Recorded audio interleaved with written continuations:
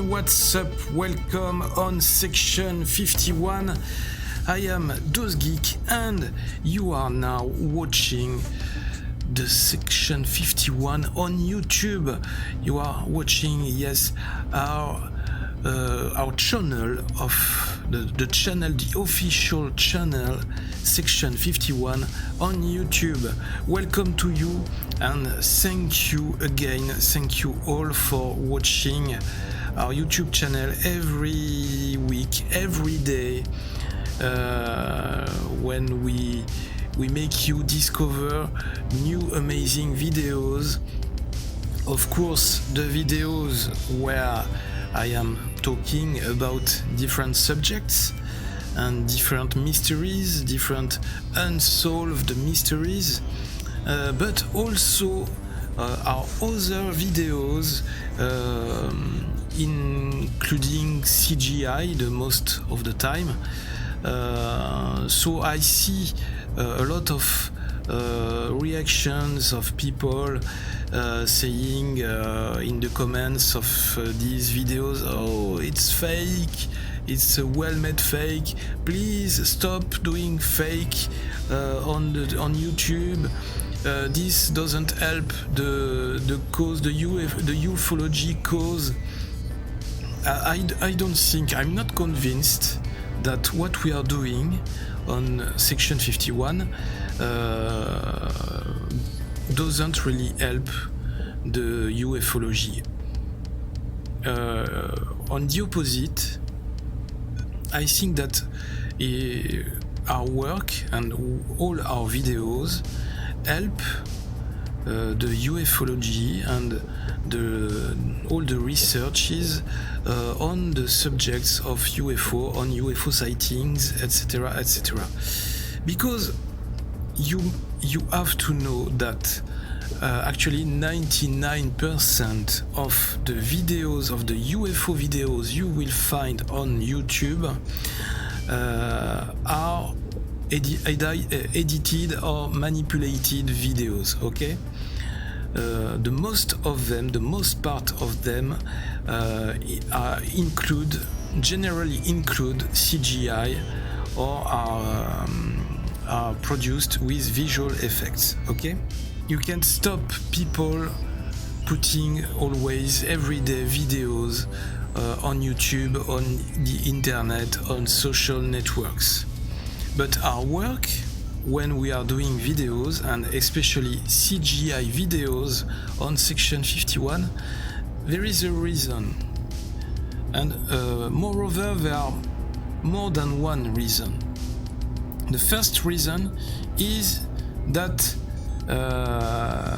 we like science fiction and we like movies, and we want to tell stories, okay? Like in the movies, like in theater. This is science fiction and this is entertainment, because that's always cool and that's always amazing to see some flying objects, some unidentified flying objects in the sky. And because it's cool and it's very interesting to make CGI. That's a very creative work. Secondly, I am convinced that our work can help ufology and UFO experts to analyze and to make more easily the differences between real videos of UFO and fake or hoaxes, which are often edited videos, okay? What is my thinking is that we know well how to manipulate a video with CGI today, and you can't avoid to have the softwares, the CGI softwares and visual effects softwares like Photoshop, like After Effects, like Premiere. You can't avoid that there are some softwares which will always evolve and be implemented in the time. as the time goes, the perfection is more and more, it's getting at a higher and higher level, okay? This is the reality. You have to accept it, and especially you, the trolls and people who don't like what we are doing on our channel, and people who think that everything they see is fake, even their wife, even their house, even the country where they live is fake. Nothing is always fake. You have to be open-minded, and you have also to be able to recognize when it's manipulated video or when it's an authentic video.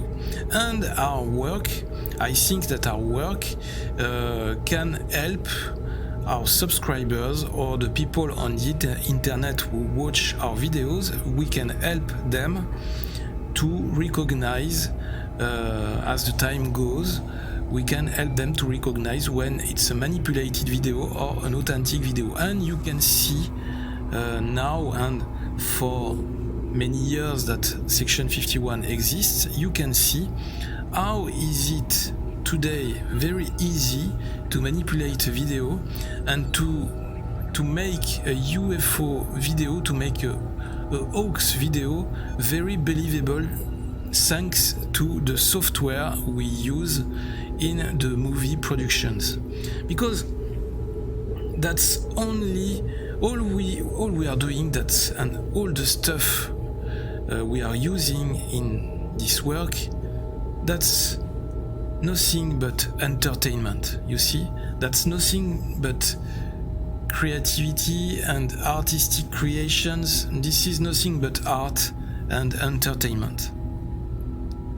Isn't it the same thing and the same work that they do in theaters, in the movie productions, and on TV, in the TV shows you are watching daily on the TV or on the internet?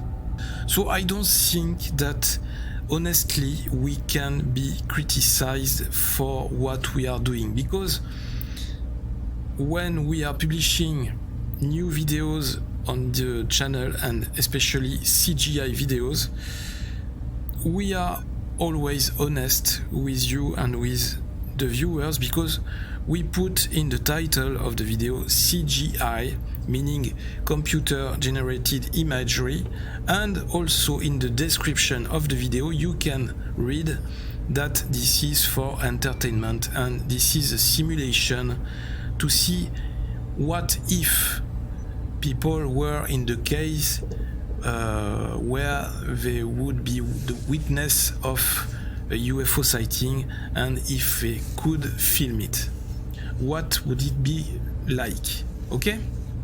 So now, thank you for your understanding, and I'm sure that you understand what I'm saying and what we are doing. Thank you for trusting us and for allowing us to continue our work and to continue to run the Section 51's channel.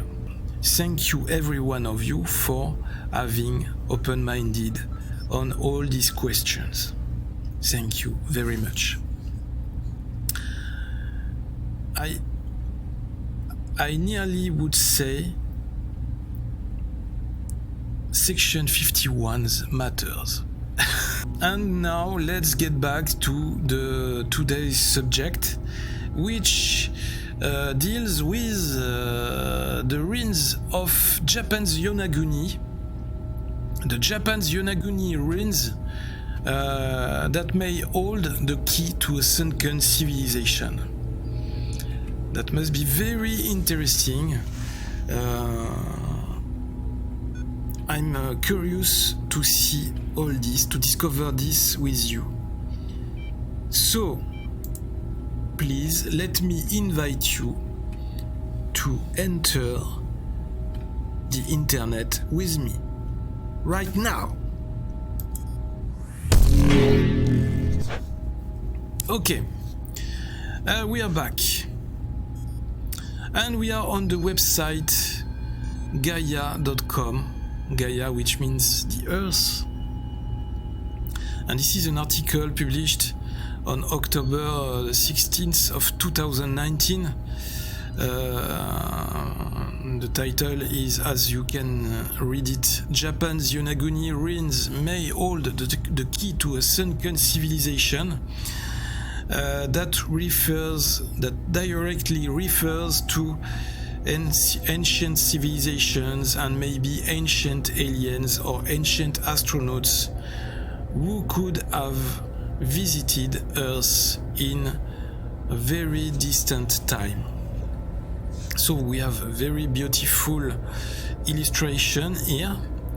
The mystery of the lost continent of Atlantis has puzzled researchers for centuries, as growing evidence supports the theory that an advanced civilization may have been destroyed and gone unnoticed by mainstream archaeology. This antediluvian civilization is assumed to have been located somewhere in the Atlantic Ocean and is thought to have been the progenitor of ancient civilizations like those in Egypt and India. But could there have been another sunken continent from that era that predates Atlantis? The Yonaguni ruins might provide an answer. And that's confirmed, that's real. The Yonaguni ruins still exist. They are sunken ruins, okay? So the Yonaguni monument. In 1985, a Japanese diver named Kihachiro Aratake was exploring the seafloor off the southern shore of Yonaguni-jima Island, the westernmost island in the Ryukyu archipelago of Japan. Aratake came across what appeared to be the sunken ruins of an ancient megalithic stepped pyramid, similar to the ziggurats built in ancient Sumer. And not in summer. In summertime. Since his discovery, the provenance of the ruins has been debated as to whether they are man-made or naturally occurring due to the possibility of natural geological terracing. Dr. Masaaki Kimura from the University of Ryukyu is the biggest proponent for the theory supporting the artificiality of the ruins. Surprisingly, Dr. Robert Schoch is one archaeologist who has contended Kimura's theory, despite his support for the Sphinx water erosion hypothesis. Also, Schoch has conceded that he doesn't perceive Yonaguni to be a closed case and that he hasn't spent as much time diving there compared to Kimura's 50 years. And here we have the video. According to Kimura, the Yonaguni monument appears to depict carvings of animals and people as well as the remnants of a carved face, which he compares to the Moai heads on Easter Island. At the end of the last ice age, Yonaguni would have been connected to what is now mainland China. It is likely that the fate of the civilization that built the Yonaguni pyramid was sealed by a massive tectonic event that triggered a tsunami and subsequent sea level rise. Since the end of the last ice age, sea levels have risen some 40 meters, causing drastic changes in topography and lending credibility to the theory that there may have been cities or even continents that disappeared into the sea. Based on stalactites found in caves near the ruins, Kimura has calculated the Yonaguni pyramid to be at least 6,000 years old when it sank, with the potential to be up to 10,000 years old, including the time prior to flooding. The oldest recorded flooding event at Yonaguni occurred in the late 1700s, during which a tsunami ravaged the island with 130-foot waves. This combination of sea level rise and catastrophic climatic events were likely the cause of this ancient city's demise.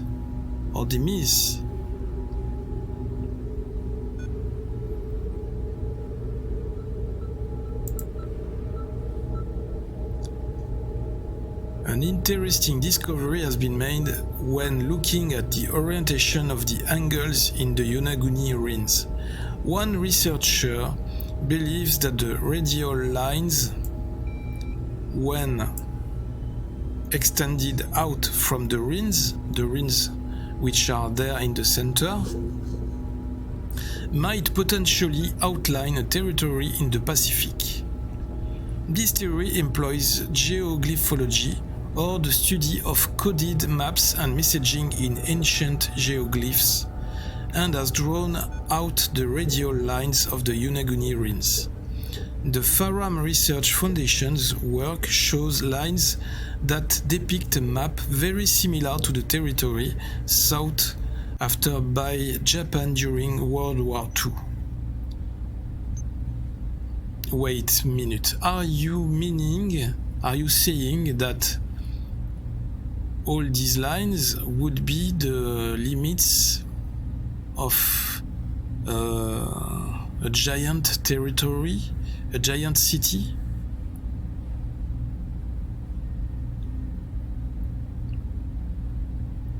The area extends from Yonaguni and the South China Sea up to the tip of Alaska's archipelago down to Hawaii and back over, encompassing Indonesia and Burma, Myanmar. This territory some believe could be that which was occupied by the lost continent of Mu, a lost civilization larger and older than Atlantis.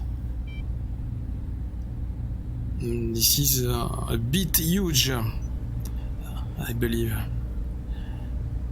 So that could be the lost continent of Mu. The lost civilization of Mu is thought to have spanned a large swath of the Pacific Ocean. Reaching from the Philippines Sea all the way to Easter Island, Mu would have encompassed most of the small islands in the mid-Pacific, including Guam, Fiji, Christmas Island, Midway and Hawaii. The conception of Mu was first proposed by Augustus Le Plongeon in the 19th century, who was the first explorer to photographically document the ancient Mayan city of Chichen Itza. It was there that he supposedly learned of the lost continent of Mu through his translation of the ancient Mayan Troano Codex, which is there. Very beautiful, but very strange and difficult to translate, to decrypt. Le Plongeon's translation showed that the Mayan civilization was aware of and predated the ancient Egyptian and Greek civilizations, while also mentioning another civilization that was lost in a cataclysmic event. But Le Plongeon's account is thought to be spurious due to his use of a false translation of the ancient Mayan language. But a later account of the ancient continent from a book published in 1926 by James Churchward is thought to possibly carry more veracity. Churchward was an English occultist who spent several decades living and studying with a group of mystic priests in India. There he was shown esoteric tablets that detailed the erstwhile civilization and its supposed 64 million inhabitants, called the Nakal, who lived roughly 50,000 years ago. The tablets contained a multitude of vignettes or a series of pictographs that supposedly told the story of Mu. In order to properly transcribe the vignettes, Churchward had to study an ancient language called Naga Maya, known to only a handful of people in the world.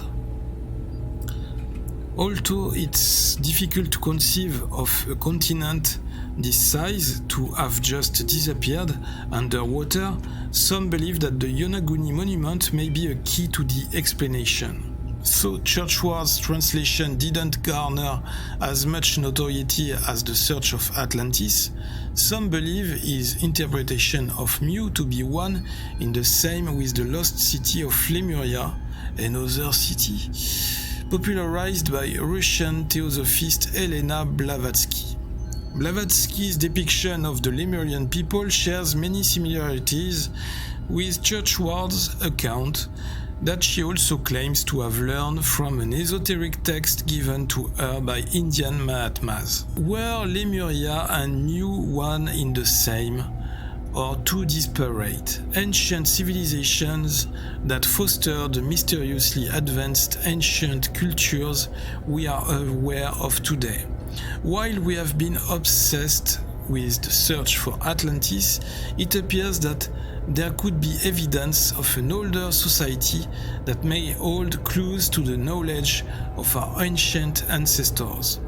Could the Yonaguni ruins be the key to uncovering these antediluvian people? And there is a new video from Atlantis to Aztlan.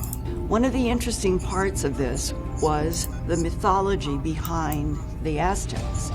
That their origin source was a place where there were 4 rivers that intersected. If there are several tribes reported to be from this ancient area, does this also mean they originated from the same knowledge? There was another interesting clue that Dr. Orozco and his team found. They suggested that these symbols represented the Venusian cycle and are also connected to one of the Aztec gods, Quetzalcoatl. Quetzalcoatl was the astrological equivalent of Venus.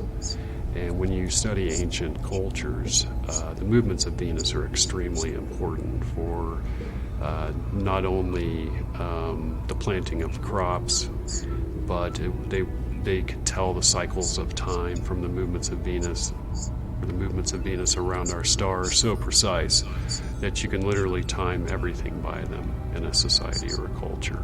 And when you look at the ancient Egyptian culture and the Sumerian culture, the movements of Venus always take on an extremely important role. So it's highly probable that, yes, there are certain symbols in certain caves around Utah that do specifically tie in with a lot of the Mayan calendars, a lot of their images of Quetzalcoatl, one of their central god figures. But at the same time, these symbols are also shared by other cultures as well. So they're not just inherent in the Aztec culture, they're also shared by the Anasazi and the Hopi, the Navajo, the Apache, and so forth. Is Quetzalcoatl the missing link in the mystery of Aztlan? And could his symbol be universal in the lineage of all the different civilizations of ancient America and possibly ancient Sumer? So what do you think about all this? Do you believe that Yonaguni, the Yonaguni ruins, could be the key to discover these lost civilizations, and especially the lost city of Mu, or the territory of Mu, which was which is said to be very advanced, technologically advanced civilization at that time? Or could it be the Lemurian civilization, or in comparison with Atlantis? This is this is very strong, this very powerful I don't know what to think about all this. All I would say is just give me the proofs, continue to make the studies, continue to study the subject, and to do all the necessary in order to prove what you are saying, and to confirm all these theories. And the only way to have the proofs will certainly be to continue to explore all these ancient ruins underwater. And you know that's very difficult today to explore and to go deeper underwater. You know what people are saying. We here on Earth, we don't really know the most part of all our oceans. The deep water still remains unknown because of the lack of light. This is very dark, and it's still very difficult with our current technology to go deeper and deeper underwater, to explore, to search, to look for more ancient ruins, and to look for these relics, these proofs of ancient civilizations on Earth. Very interesting, as always. So, thank you guys for watching this new video. That was very, very interesting. Very kind of you to watch this video. Don't hesitate to let comments, to let your opinion in the comments of the video. As always, I will say, live long and prosper. This was DozGeek on section 51, and until the next video, stay safe. Keep watching all our videos on section 51. A new video coming very soon on the channel. So thank you again for watching. Thank you for supporting the channel. This was DozGeek, section 51. See you next time. Bye.